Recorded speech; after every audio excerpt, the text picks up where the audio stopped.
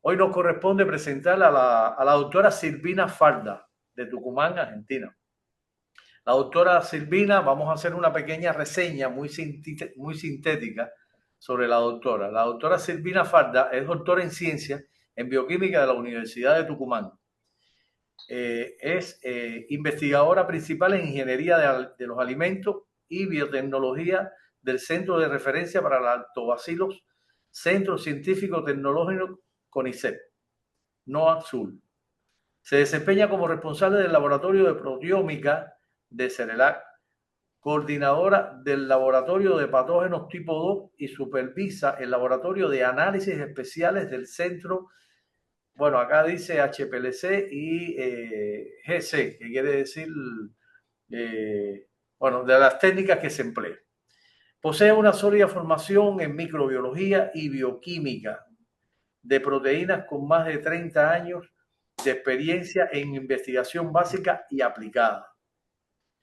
También realizó estancia postdoctoral en el Instituto Recherche, es decir, el Instituto Nacional de Agropecuario de Francia. En los últimos años se dedicó, en este caso, la sigla INRA. En los últimos años se dedicó a la proteómica diferencial. Dentro de los temas que estuvo tratando fueron mecanismos de adaptación de bacterias lácticas al ambiente cárnico y condiciones de curado. Búsqueda de biomarcadores generados por bacterias lácticas. La autora actualmente está enfocada en estudios de mecanismos moleculares de la interacción entre bacilos lácticos, bioprotectoras y Escherichia coli enterohemorrágica, con el fin de proporcionar a la industria cárnica estrategias biotecnológicas más seguras. Mantiene colaboraciones en la actualidad, colaboraciones científicas con grupos de Francia, España, Italia, Brasil y México, entre otros. Bueno, ya la doctora nos planteó que estaba lista. Ya puede ir entonces la doctora Silvina conectándose y pasar a hacer su exposición. Me dirán si se está viendo la presentación.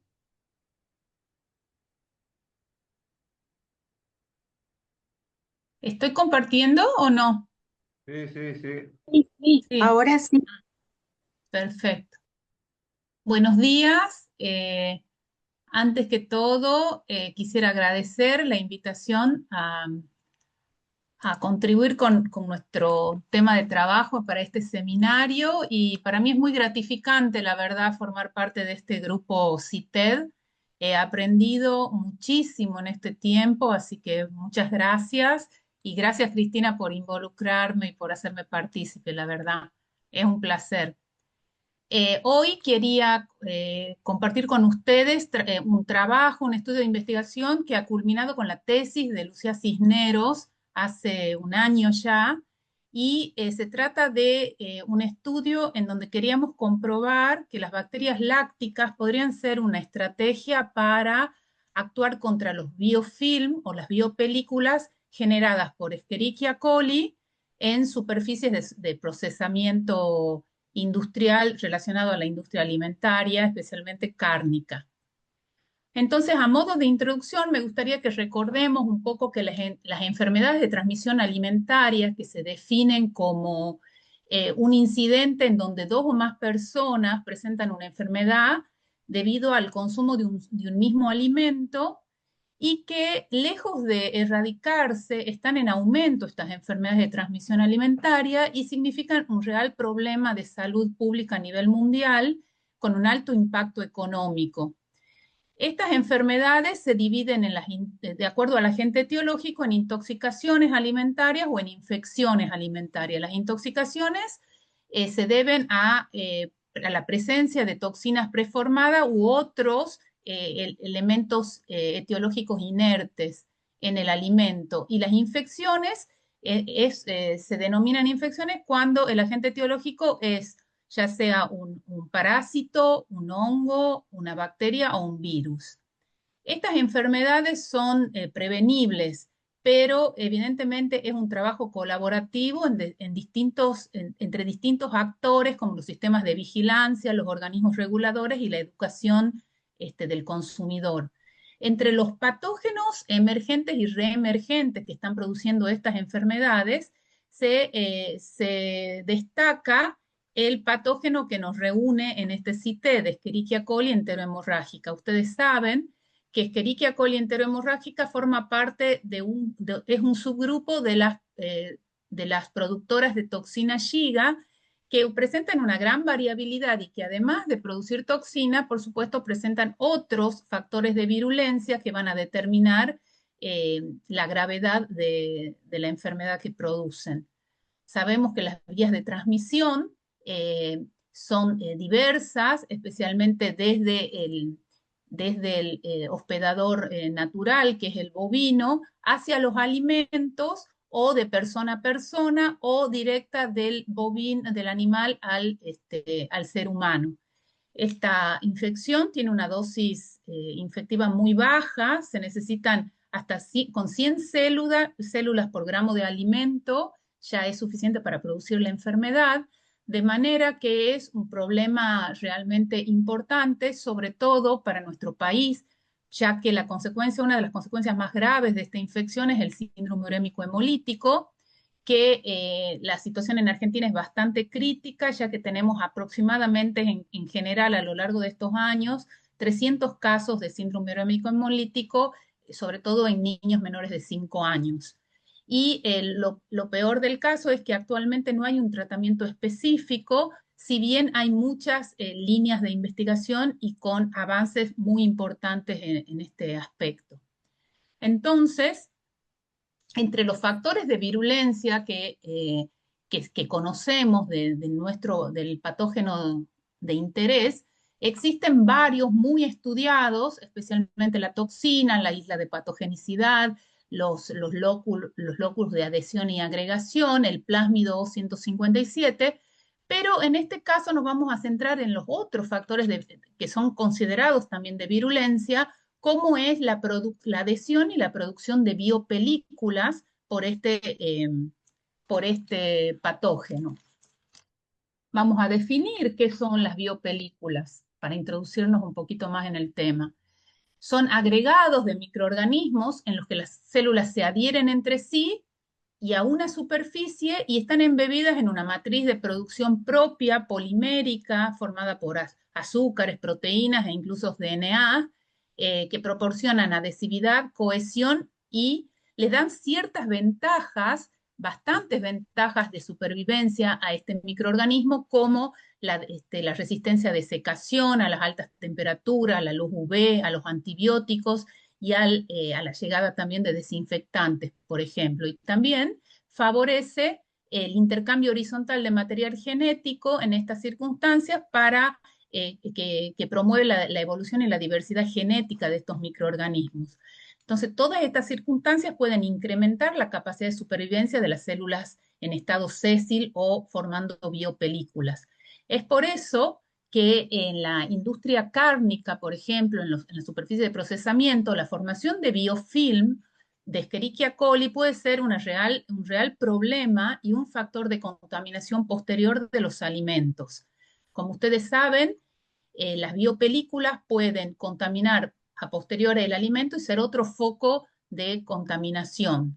Entonces, la industria demanda y requiere urgentes medidas de prevención o de solución para este real problema que podría causar problemas no solo a la industria, sino a la salud pública con la contaminación de los alimentos. En este sentido, la bioprotección tiene un interés creciente dado a la gran importancia y gran exigencia de los consumidores por alimentos menos procesados, con menos agregados químicos, y además porque estrategias de bioprotección han dado muy buenos resultados como métodos de desinfección, siendo más económicos y, por supuesto, ecoamigables y sustentables a nivel ambiental. Entre las técnicas de bioprotección que se están empleando y estudiando además, se encuentran los bacteriófagos específicos y el tratamiento de las superficies con enzimas líticas para disgregar los biofilm. También con la aplicación de compuestos naturales provenientes de plantas o de bacterias de grado alimentario. Otras de las ventajas que vislumbran estas estrategias de bioprotección es que no producen efectos sensoriales desagradables en los alimentos ni problemas de corrosión en las superficies aplicadas y tampoco efectos tóxicos en los alimentos ni resistencia bacteriana, por lo cual se los considera bastante promisorios. Entonces, en este contexto, las bacterias lácticas pueden ser una alternativa natural, ya que estas bacterias son usadas hace tiempo en la industria alimentaria por tener el carácter GRAS, es decir, son reconocidas como seguras para su uso en la industria alimentaria. Son microorganismos gram positivos, es un grupo de microorganismos muy variado, son anaerobios facultativos, catalasa negativos, no esporulantes y son fermentadores, homo o heterofermentadores de acuerdo al azúcar y al tipo de bacteria, a la especie. Están ampliamente distribuidos y presentan tal variabilidad genética y fenotípica que actualmente de la familia de Lactobacilliaceae que formaban parte 5 géneros. El género Lactobacillus recientemente fue reclasificado en 25 géneros diferentes, para que ustedes se den una idea que las nuevas tecnologías han permitido diferenciar 25 nuevos géneros del género antiguamente denominado Lactobacillus. Entonces, estas bacterias son muy conocidas por poseer un importante antagonismo contra otros microorganismos, no solo patógenos, sino con microorganismos no patógenos. Y su acción antagonista se debe principalmente a la producción de ácidos orgánicos como metabolitos secundarios, la producción de agua oxigenada, competencia por nutrientes y sitios de colonización, y también producción de bacteriocinas, que son unos antibióticos de naturaleza peptídica, que son muy efectivos y activos contra microorganismos filogenéticamente relacionados a las bacterias lácticas, pero también contra algunos patógenos como Listeria monocytogenes. Sin embargo, estos péptidos no son activos en general contra Escherichia coli enterohemorrágica ni con otros gram negativos. Entonces, nosotros postulamos que las bacterias lácticas o sus metabolitos representan una estrategia alternativa a la utilización de biocidas y antibióticos para controlar e inhibir patógenos microbianos en muchas áreas, entre ellas los ambientes de procesamiento industrial de alimentos. En este trabajo, el objetivo general fue estudiar la capacidad de diferentes especies de bacterias lácticas de origen alimentario para inhibir el crecimiento de Escherichia coli y también para produciendo biofilm ellas mismas. Y también nos interesaba explorar los mecanismos involucrados en esta interacción bacteria láctica Escherichia coli mediante estudios fisiológicos, proteómicos y microscópicos. Entonces se plantearon 3 objetivos específicos a grandes rasgos. El primero, que fue estudiar la capacidad de formación de biopelículas por la cepa modelo de Escherichia coli que íbamos a utilizar. En segundo lugar, seleccionar cepas de bacterias lácticas anti-Escherichia coli con capacidad para formar biopelículas. Y en el tercer objetivo, estudiar la interacción entre ambas mediante estudios in vitro en condiciones tecnológicas, mediante tecnologías proteómicas y microscópicas. Entonces, en el primer objetivo, nosotros debíamos detectar genes relacionados a la formación de biopelículas y a la formación fisiológicamente, mediante estudios in vitro, la formación de biopelículas de la cepa modelo que empezábamos a utilizar en ese momento, que era una Escherichia coli O157H7 NCTC 12900, que era una mutante, es una mutante natural atoxigénica. Por motivos de bioseguridad en aquel momento en nuestro instituto, teníamos que comenzar trabajando con esta cepa atoxigénica, pero que sí habíamos comprobado que mantenía otros factores de virulencia relacionados al serotipo. Y en este caso, lo que confirmamos mediante PCR fue la presencia de 14 genes relacionados a la adherencia, a la motilidad, a la maduración y al quorum sensing de esta cepa. Y a continuación, evaluamos en chips de acero inoxidable y a 12 grados centígrados la capacidad de esta bacteria para formar biofilm. Básicamente un cultivo activo en un medio sin twin se inoculaban en microplacas conteniendo chips de acero inoxidable de 1 por 1, de 1 centímetro por 1 centímetro, y se incubaba a 12 grados centígrados durante distintos tiempos. Luego se lavaba y se recuperaban las células por raspado y se realizaban los recuentos microbianos en medios, en placa y en medios selectivos. Y observamos que, en efecto, la cepa era capaz de formar biofilm, consiguiendo entre las 18 y las 48 horas un biofilm maduro. De manera que la primera conclusión es que esta cepa del Escherichia coli O157H7 representaba un modelo adecuado para ser empleado en este estudio. A continuación, en el objetivo 2, evaluamos la capacidad de bacterias lácticas de origen alimentario para inhibir Escherichia coli enterohemorrágica. Tomamos 100 cepas de la colección de cultivos de nuestro instituto de diferentes orígenes y evaluamos mediante un método de screening que se llama el método de inhibición en placa, Spot on the Lawn, que básicamente se basa en colocar una gota de cada cepa láctica o de la fracción del cultivo que queremos evaluar en un MRS agar y a continuación volcar un agar blando conteniendo la cepa patogénica a testear para formar el césped. Luego dejábamos incubar a 30 grados durante toda la noche o 24 horas y se medía la actividad inhibitoria por la presencia de halos de inhibición. Y lo completo de este sencillo estudio es que en cada uno de los spots podíamos evaluar la presencia de actividad antimicrobiana debida a células, al cultivo completo en el spot 1, las células lavadas y concentradas en el spot 2, el sobrenadante de cultivo sin tratar en el spot 3 y en el spot 4 el sobrenadante de cultivo calentado y neutralizado.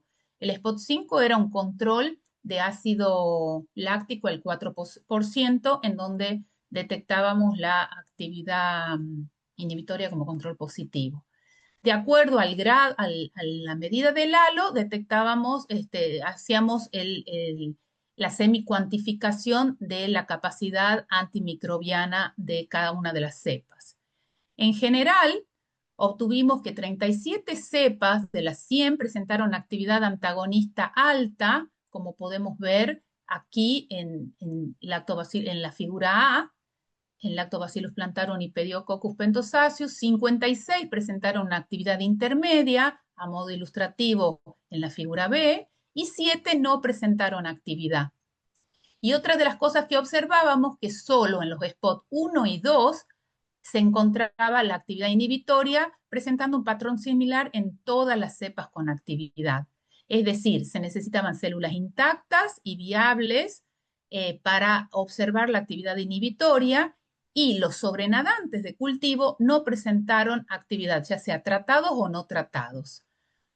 Como vemos, estos resultados demostraban que la actividad inhibitoria no se debería ni al ácido, ni a las bacteriocinas o a otro compuesto soluble presente en el sobrenadante de cultivo, pero sí a la acción de las células viables presentes en el spot.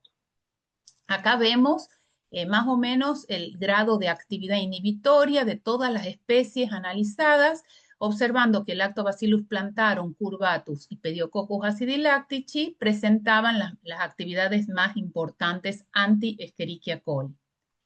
Entonces, a continuación, seleccionamos las mejores, las más activas inhibiendo Escherichia coli para evaluar la capacidad de formación de biopelículas de estas cepas.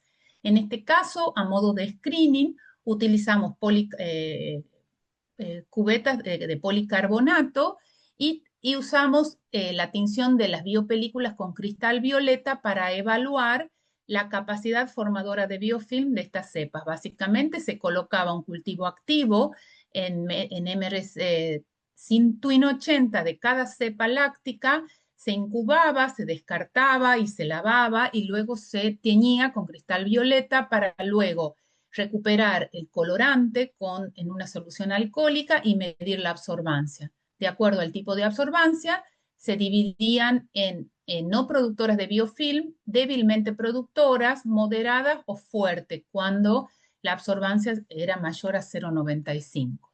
Entonces, acá lo analizamos en dos temperaturas diferentes. Acá las barras en gris son a 30 grados y en negro a 10 grados. Como vemos, todas las cepas analizadas, las 18 analizadas, presentaban capacidad para formar biofilm en general en las dos temperaturas. 18 presentaron una alta capacidad para formar biofilm y de estas seleccionamos las más importantes, las que presentaban actividad más importante, que eran 3 cepas de Lactobacillus plantarum y 2 de Pediococcus pentosaceus. Entonces, a continuación, procedimos al análisis de la presencia de resistencia antimicrobiana para estar seguros que continuábamos trabajando con cepas potencialmente aptas para usar en la industria alimentaria.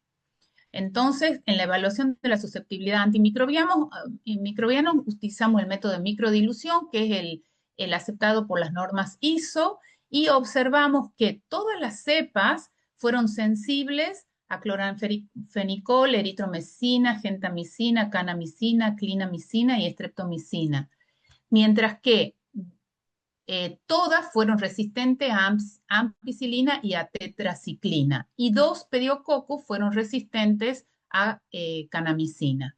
Entonces, a continuación, evaluamos los determinantes genéticos de la resistencia, observando que 2 cepas, Plantarum 683 y Pediococcus pentosaceus 908, presentaban resultados positivos para el gen TET-M. El gen TET-M codifica para una proteína de protección ribosómica de resistencia a la tetraciclina y es codificada, está asociado a un transposón, lo cual se considera contraproducente para su uso en la industria, ya que podría haber un gran potencial de propagación horizontal, de manera que estas 2 cepas fueron descartadas para los estudios posteriores.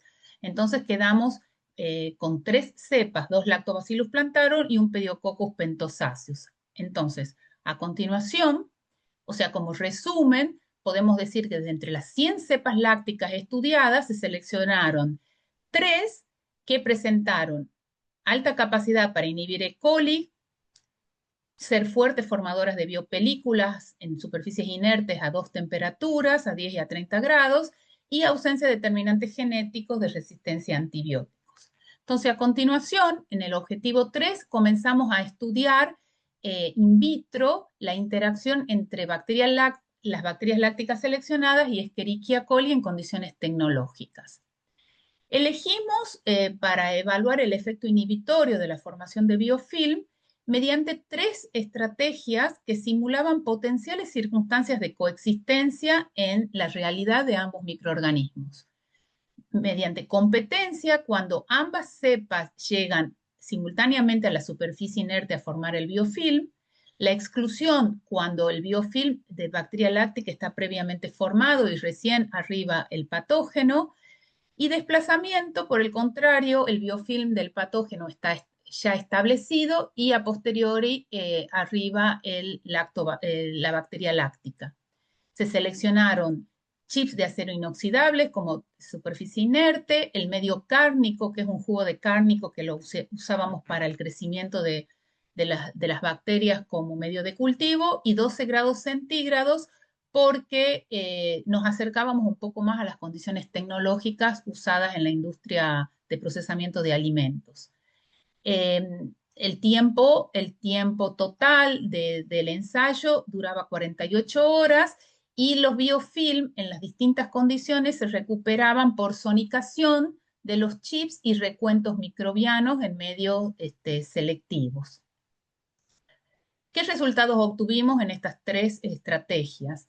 Los recuentos de las células sésiles de Escherichia coli en competencia y en exclusión, acá vemos cómo el biofilm del simple de Escherichia coli en esta parte de la gráfica, mientras que en las otras están los biofilm mixtos en presencia de cada una de las cepas lácticas analizadas. Vemos que con competencia y exclusión obteníamos una disminución significativa de la población de Escherichia coli, que iba entre los 2,9 y 6,5 descensos, reducciones en la población en todas las cepas, siendo no significativa la diferencia entre ellas, aunque había una tendencia de mejor actividad inhibitoria de biofilm de la Lactobacillus plantarum 1075. Sin embargo, en la estrategia de desplazamiento, solo una cepa obtuvo resultados estadísticamente significativos, con la cepa de Pediococcus pentosaceus 2145, obteniéndose una disminución de la población sésil de Escherichia coli de 2,3 órdenes de logaritmo. Entonces, ¿qué pasaba con la población de las bacterias lácticas en presencia de Escherichia coli en las distintas estrategias?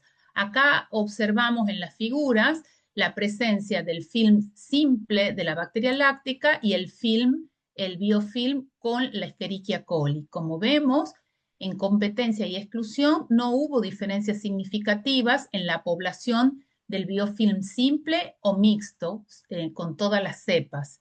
No se afectaba la viabilidad de la bacteria láctica en la población mixta.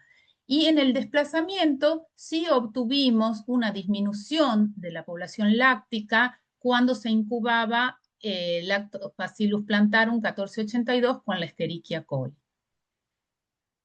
Entonces, a modo de resumen, los estudios in vitro demostraron la capacidad de las bacterias lácticas seleccionadas para prevenir, inhibir o disgregar biofilm de Escherichia coli en superficies inertes de acero inoxidable a baja temperatura, seleccionando Pediococcus pentosaceus por ser la cepa más versátil, que había demostrado buena actividad con las 3 estrategias planteadas, y siendo la competencia la estrategia más eficaz en la cual detectábamos mejores reducciones del patógeno en presencia de las bacterias lácticas. Entonces, en los siguientes estudios ya proteómicos y microscópicos, seleccionamos a Pediococcus pentosaceus y a la competencia como estrategia de análisis. Entonces, en el estudio proteómico quisimos evaluar la expresión diferencial de las proteínas cuando ambas cepas crecían en forma de biofilm en chips de acero inoxidable durante 18 horas de incubación. ¿Por qué elegimos 18 horas? Porque a las 48 horas no existían prácticamente o muy baja cantidad de células de Escherichia coli viables, lo cual nos entorpecía en el análisis proteico, en el análisis proteómico, en el contenido de proteínas de las muestras. Entonces, elegimos 18 horas porque ya, como vemos en esta tabla, en el biofilm mixto, a las 18 horas ya había una disminución de la población de Escherichia coli, indicando que se había iniciado la fase de muerte que culminaba a las 48 horas, mientras que la población de Pediococcus pentosaceus en el biofilm mixto se mantenía constante respecto a su control. De manera que comparamos la expresión diferencial de proteínas del biofilm mixto con respecto al biofilm simple de cada una de las bacterias involucradas.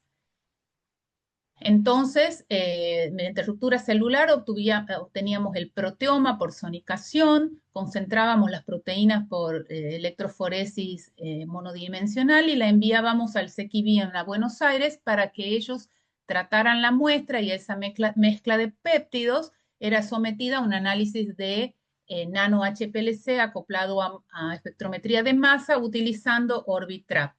Luego del análisis estadístico, podemos observar los siguientes resultados.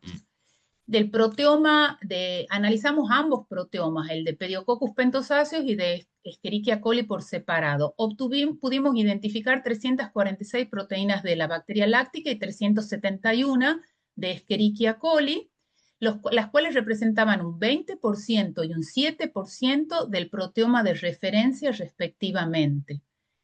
Se las clasificó en categorías funcionales y se realizó un análisis de expresión diferencial que luego del estudio estadístico y en el análisis de los cambios de expresión, teniendo en cuenta que fueran mayor a 2, obtuvimos este volcano plot que nos mostraba que un total de 260 proteínas de las dos cepas bacterianas habían presentado diferencias estadísticamente significativas. En oscuro, las sobreexpresadas y en colorado, las expresadas expresadas en menor cantidad.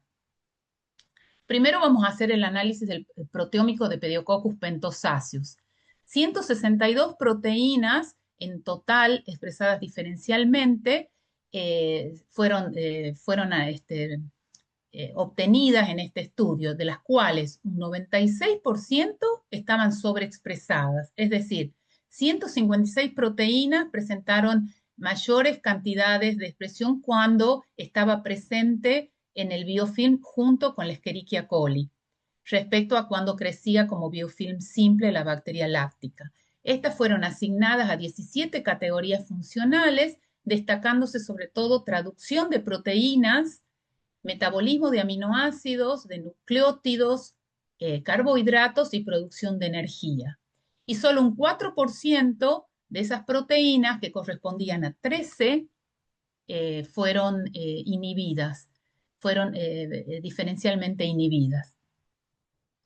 Entre estas proteínas al alza sobreexpresadas en presencia de Escherichia coli, podemos destacar ciertas proteínas de estrés, como la DNAK, y reguladores de estrés como el GLS24.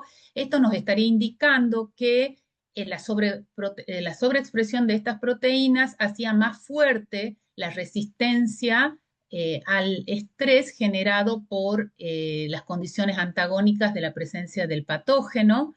Así también se detectó la sobreexpresión de la proteína transferasa del fosfonolpiruvato, que favorece el uptake de glucosa, que también le conferiría cierta ventaja metabólica, obteniendo una mejor uptake de glucosa desde el sistema cárnico, por ejemplo, utilizado, que contenía este azúcar.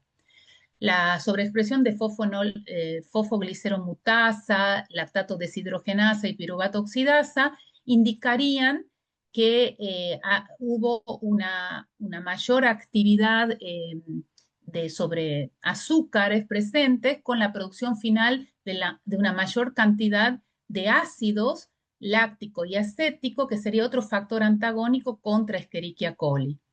El factor de elongación EF2, que está relacionado a la integridad de los ribosomas, tiene como una función, en la literatura se ha comprobado, se ha reportado que tiene una función adicional que como proteína de superficie está involucrada en la adhesión al epitelio intestinal, en algunos casos, en Staphylococcus aureus también se ha detectado en la superficie asociado a la adhesión, y podría estar cumpliendo una función, en este caso, como sobreexpresándose en superficie para favorecer la adhesión a la superficie inerte por parte de la bacteria láctica, dándole otra ventaja adaptativa a lo observado.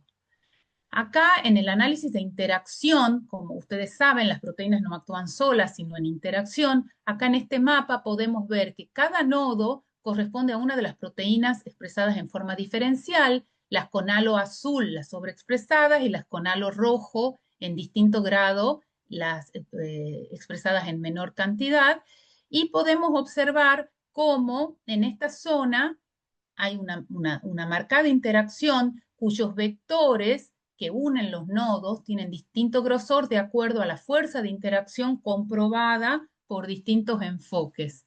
Acá vemos cómo la biosíntesis celular, la biosíntesis de nucleótidos y traducción de proteínas está muy marcada y con una sobreexpresión bastante marcada. También podemos ver los procesos de biosíntesis de carbohidratos y de oxidorreducción, y también incluso hemos detectado proteínas relacionadas a la proteólisis como peptidasas o aminopeptidasas que podrían también estar dando una ventaja metabólica en la degradación de las proteínas del medio cárnico utilizado durante la coexistencia con el patógeno. Entonces,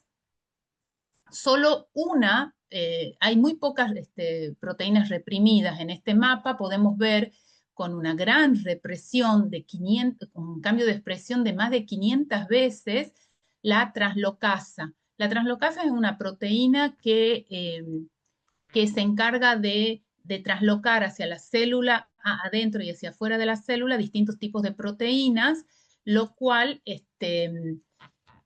para lo cual necesita la hidrólisis de una molécula de ATP. Nosotros interpretamos que quizás esta proteína está inhibida debido a que la bacteria láctica precisa ahorrar energía para destinarla a otras vías metabólicas que le ayuden a hacer frente al antagonismo y a la presencia del patógeno en el cultivo mixto. Con respecto al análisis de Escherichia coli, vamos a ver que el proteoma tiene un perfil, la expresión diferencial, un perfil opuesto, totalmente diferente, con una masiva represión de proteínas. De las 98 proteínas, el 87% estuvo reprimido y solo un 13% sobreexpresado. Entre las proteínas reprimidas podemos asociar a la traducción, la estructura ribosomal y la biogénesis de membrana como especialmente reprimidas, el metabolismo de nucleótidos y la transcripción. También quisiera destacar la menor expresión de proteínas relacionadas al estrés, como la superóxido dismutasa o proteínas relacionadas al choque frío o al hiperosmótico, y también la depresión del sistema GAD, que es uno de los 4 sistemas de resistencia a ácido que posee este patógeno. Es decir, la represión masiva de proteínas le estaría confiriendo una desventaja adaptativa respecto a lo que estaba experimentando la bacteria láctica. Entre las proteínas sobreexpresadas podemos distinguir 4 categorías: biogénesis de membrana y de pared, metabolismo de aminoácidos, carbohidratos y motilidad. Y entre ellas me gustaría destacar algunas involucradas en la virulencia que se vieron sobreexpresadas en estas condiciones en presencia de la bacteria láctica, como la maltoporina, que si bien es una porina que favorece la entrada de maltosa como función adicional, también está involucrada en la adhesión a células eucariotas y por eso se la considera un factor de virulencia. La triptofanasa también está involucrada en la adhesión y en la formación del biofilm y también se vio sobreexpresada. Nosotros interpretamos que era una manera de hacer resistencia a la competencia de la bacteria láctica sobre expresar proteínas de virulencia relacionadas a la adhesión y a la formación de biofilm. Y, por ejemplo, la glucosa 1-fosfatasa también está involucrada como factor de virulencia debido a que puede penetrar en la célula huésped, afectando la señalización de la célula huésped. Es decir, hay muy pocas sobreexpresadas y sobre todo relacionadas a la virulencia. Acá en el mapa de interacción vemos cómo en general están todas con el halo rojo, sobre todo interrelacionadas, las relacionadas a la biosíntesis celular y a la traducción de proteínas, y sobreexpresadas las relacionadas a los factores de virulencia. De manera que como conclusiones parciales podemos decir que la proteómica, en Pediococcus pentosaceus, la proteómica permitió evidenciar la activación del metabolismo celular, traducción y transcripción de proteínas. ¿Sí? ¿Hola? ¿Perdón? No, seguí, Silvina, es alguien que tiene prendido el micrófono. Perdón. Entonces, como conclusión parcial, vemos que mediante el análisis proteómico observamos activación del metabolismo en general, que le conferiría, junto con las proteínas, sobreexpresión de proteínas de estrés, una resistencia más importante al estrés, lo que le da la ventaja competitiva frente a Escherichia coli, mientras que Escherichia coli presentó una represión masiva de proteínas con un bajo rendimiento metabólico que evidentemente se traduce en una fase anticipada, en una entrada.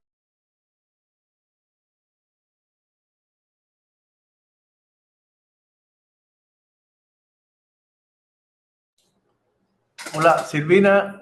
Estás Silvina, muteada. no se está escuchando, Silvina. Esta última parte parece que hubo alguna interrupción. Mira, a ver. Tiene apagado el micrófono.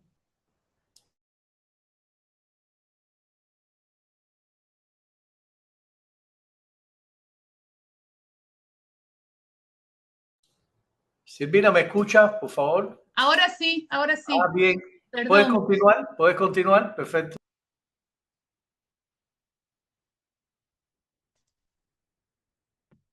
Perdón, algo había tocado con el puntero. Como les mostraba acá, estos estudios proteómicos se correlacionan con los resultados de viabilidad observados tanto a 18 grados, en donde ya veíamos una entrada en la fase muerte, y a las 48 horas que anteriormente habíamos detectado una disminución ya de más de 5 órdenes logaritmos, de órdenes logarítmicas de disminución. De manera que cuando analizamos los estudios mediante microscopía, la interacción física de estas dos bacterias, vemos que aquí, por microscopía de electrónica de barrido, podemos ver, en este caso, el biofilm mixto, en este caso, el control de la bacteria láctica y el biofilm control de Escherichia coli. Acá, para verlo más de cerca, en el biofilm mixto, podíamos observar una estructura de huecos de panal de abeja típica de la formación de biofilm de este tipo de microorganismos, y donde veíamos agregación entre los bacilos y los cocos de la bacteria láctica. Veíamos en general que los cocos rodeaban a los bacilos, como podemos ver aquí, y no se observaban cambios morfológicos ni en el bacilo patogénico ni en la bacteria láctica. También podíamos observar algunas que otras proteínas cárnicas provenientes del medio de cultivo. Si bien no veíamos cambios morfológicos, cuando recurrimos al análisis de microscopía confocal, acá podemos ver, en este caso, el biofilm mixto en el campo 1 y en el campo 2 de la misma muestra, en dos campos diferentes, el biofilm control de la bacteria láctica, y en verde el biofilm simple y control de Escherichia coli. Lo que veíamos en general es que había menor población en el biofilm mixto que en cada uno de sus controles simples respectivos. Había zonas donde había ausencia de células, y también lo que observamos, que los bacilos los cocos rodeaban a los bacilos, como habíamos observado en microscopía de barrido. Lo que nos llamó la atención en este caso es que Escherichia coli, si bien en biofilm simple se veían completamente verde, cuando analizábamos el biofilm con la bacteria láctica, veíamos que los bacilos aparecían en color amarillo o anaranjado, lo que nos daba la sospecha de quizás algún tipo de daño en la membrana o en la pared o en la estructura de la célula.